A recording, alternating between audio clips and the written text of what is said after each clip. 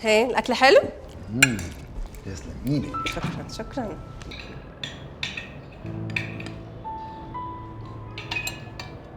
هي الطماطم بتيجي منين؟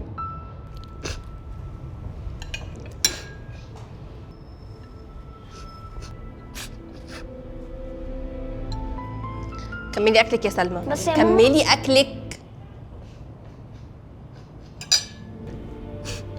مقرفة. بس انت كمان. عيال ما تربتش بصحيح. هي الطماطم شكلها كده ليه؟ وبرضه بتيجي منين؟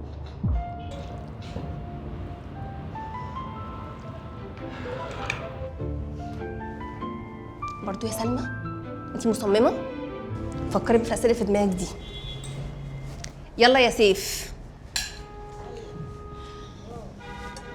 التوعية الجنسية للأطفال والرد على أسئلتهم مهم جدا تحصل جوه البيت بأمان، بدل ما المعلومة تجيلهم غلط من بره البيت.